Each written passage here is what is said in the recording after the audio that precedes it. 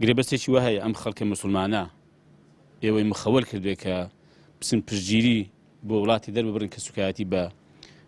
پێغەمبەرەکەی کرد بێ و ئایا بە چ مافێک ئێوە دەڵێن ئێمە نوێنەرایەتی پەرلەمان دەکەین بەڵام ئەوە نوێنەری پەرلەمان نین ئێواش کەسن ئێمە 25 کەس هەرواژویان کردو دڵنیام ئەگەر پێڕاگەیشتبان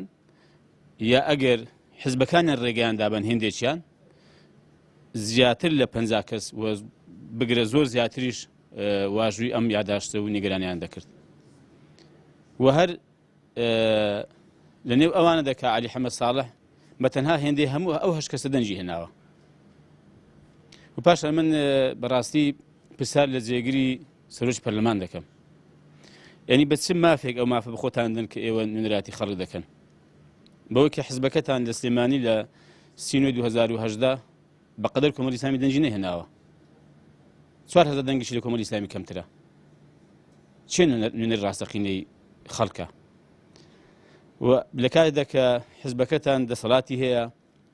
پارەی بەدەستە بەڵام چونکە لێوێ دەسەڵاتی تەزویری نەبوو نەیتوانیوە بەقەدەر کۆمەڵی ئیسلامی دەنگ بێنێ یعنی من نازم بەڕاستی نوێنەرایەتی ڕاستەقینەی خەڵککردن چۆنە یانی پێم ئەوەی کە دەکرێت لە هەرێمی کوردستان دەگوزارێ ئەوە بەشێکی زۆری بەڕاستی نوێنەرایەتیکردنێکی تەزویرە لە هەرێمی کوردستان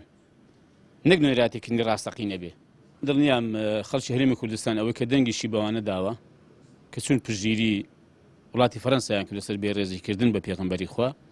دڵنیام بە ئەوە دەنجیان پێ نەداون وم پێم باشە بابێن دەستگایەکی ڕاپرسی سەربەخۆ و ئازاد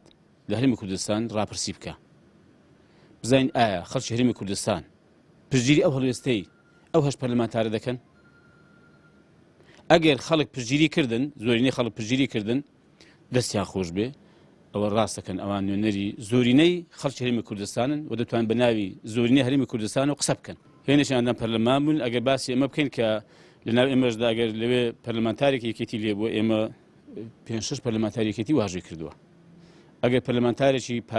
گۆڕانی لێ بووە 5-6 پەرلەمانتاری گۆڕان واژۆی کرد لەگەڵ ئێمە لە پێکهاتەکان ئەگەر تێدا بوو ئێمە لە پێکهاتەکان هەبوو کە لەگەڵ ئێمە واژۆی کردووە وێرا ئەوەی کە ئێمە لە سەربەخۆکان و لە خەڵکێکی کە خۆی بە عەلمانی دەزانێ و وێڕای ئەوەی کە دوو فراکسیۆنی ئیسلامی لە پەرلەمانی کوردستان کە هەموو واژۆیان کردووە و وێرا ئەوەی کە نەوەی نوێ پشتگیریان کردین بەڵام ئێمە بەیاننامەمان دەرکرد بۆ ئەم بابەتە ئیکتیفام بەیاننامەکەمان کردووە ئێمەش بێڕێزیمان قبوڵ نییە کاکەوان نییە یعنی ئەوانە بەڕاستی هیچ نوێنەرایەتی زۆرینەی خەڵکی هەرێمی کوردستان نوێنەرایەتی پەرلەمانیش ناکەن